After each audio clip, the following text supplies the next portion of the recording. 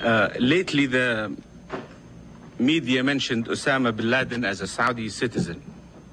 We in the kingdom, the government and the people of Saudi Arabia refuse to have any person affiliated with terrorism to be connected to our country. He was disowned by his family.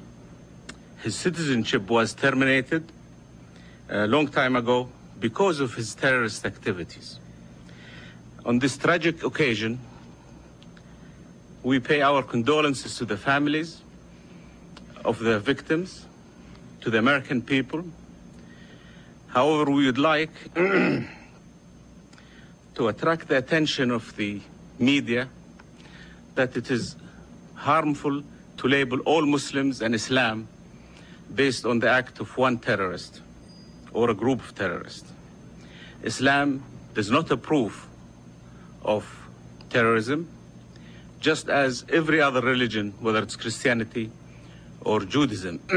We do not label Christianity as terrorist religion because of the IRA. We do not label Judaism as terrorist religion because of Kahanas in Israel.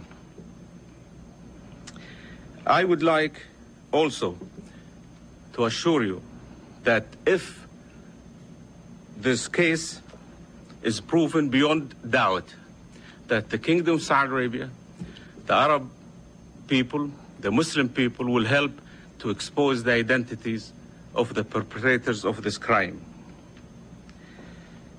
Also, I would like to comment on reports about the oil prices. The Kingdom will not allow such a tragic crisis to be used to increase the oil prices worldwide. We are committed with our partners in OPEC to stabilize the prices and to stabilize the supply to the markets. Thank you. Would Saudi Arabia support U.S. military action in the region, possible U.S. military action in the region, in retaliation for this act? I believe since the investigations are still going on now, we'd rather wait until we get all the data before we make such a decision that even the United States of America has not made yet. You mentioned the investigation. How can Saudi Arabia aid the United States in this investigation? All countries, all civilized countries that are against terrorism are cooperating to help fight this evil that is the sign of our time, which is called terrorism. And I don't think it is appropriate to discuss security details or who's doing what to fight this terrorism. But definitely, we want to be constructive. Prince Bandar bin Sultan, the long-time Saudi Arabian ambassador to the United States, a man of considerable political talent and political influence in the United States, and well-connected to the royal family, in the ruling family in Saudi Arabia, coming out, one could argue, almost somewhat defensively, making the point that Osama bin Laden had his Saudi citizenship terminated by the kingdom many years ago and disowned by his own family. That is true, and there has been this penchant over the years, because he born and raised a Saudi citizen, to continue to call him a Saudi citizen, but also saying something more important, I think, on behalf of Muslims everywhere and the world of Islam, and also for Muslims in the United States, many of whom are, of course, Americans, who feel very, very defensive today and very insecure today because so much of the information that has been produced today appears to identify these terrorists as somehow coming from the Islamic world. But he makes the point that one wouldn't identify Christianity as a terrorist religion just because of the IRA in Northern Ireland, nor one identify Judaism in that regard as well. He also said something which we actually had heard from Saudi Arabia earlier in the day. They'd made a public statement earlier today that they're going to do what they can, along with the other members of the oil-producing cartel, to keep the prices down, because there was this spike yesterday when people thought this crisis would have an effect on oil prices and thus on gas prices in the country. Would not commit himself. The Saudi-American relationship is a very delicate one. As we remember from the Gulf War, he would not commit himself on whether or not the kingdom would support military action if the United States actually decided that a country in the region was in any way complicit in this attack today. We're joined in the Senate gallery in Washington by Senator Tom Daschle, who is the majority leader in the Senate now, the Democratic leader, and the majority leader in the Senate today. Senator Daschle, good afternoon. Good afternoon, Peter. Nice to see you again, sir. Thank you very much. Under much different circumstances than I saw you the last time, of course, which was when we bumped into each other on a vacation. We never thought we'd be talking like this. What's it been like on the Hill today? Well, today it's been a little more calm. I think that, and frankly, a little more organized. We had a very good meeting this morning with the president. We had caucuses over the lunch period. We passed a resolution unanimously condemning the acts, expressing our empathy for the family and our support for the president. We've been in intelligence briefings throughout the day, and we will have a prayer vigil tonight. So, as I say, it's been a very good day in many respects, but we're still getting the terrible news about the tremendous loss of life yesterday. I know that you have been briefed probably on a number of occasions today by the administration and members of the intelligence community. Terry Moran of the White House says very recently there are continuing concerns about the president's safety. Have you been party to briefings which lead you to be concerned still about the president's safety? Well, I don't know that there are immediate concerns, and I want to be very careful with regard to the information we've been given. I think that it is fair to say that we're all in a stepped-up sense of the need for security. We recognize that additional precautionary measures need to be taken.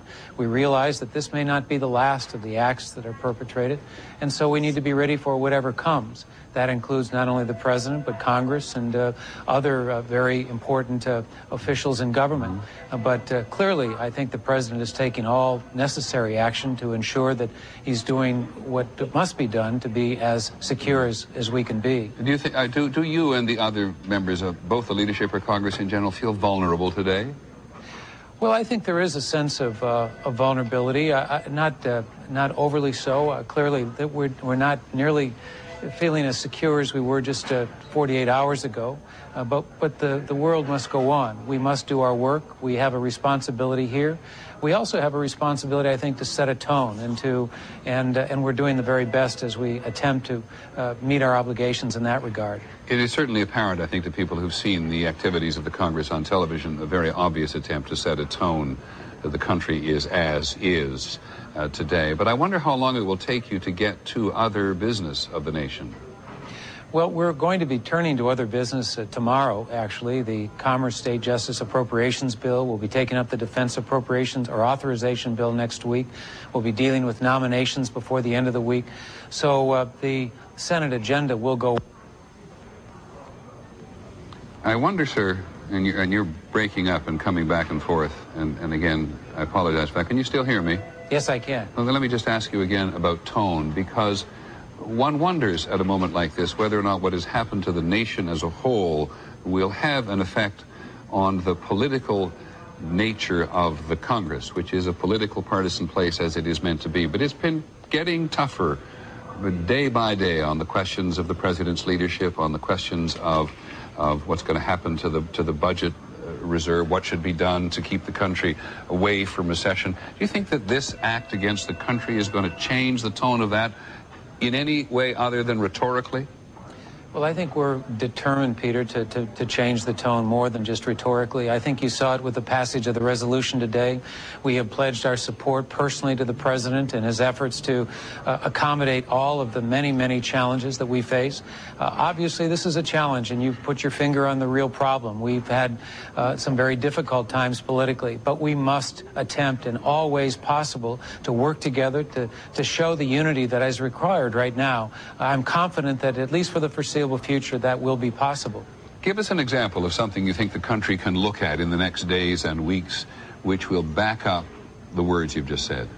Well, I think two things. First, in the action plan that we hope to construct and implement regarding how we address the many, many questions relating to security that we must address. I hope we can do it in a unified way. The second is, of course, the money, the resources that will be required if we're going to implement this plan. That will require bipartisanship.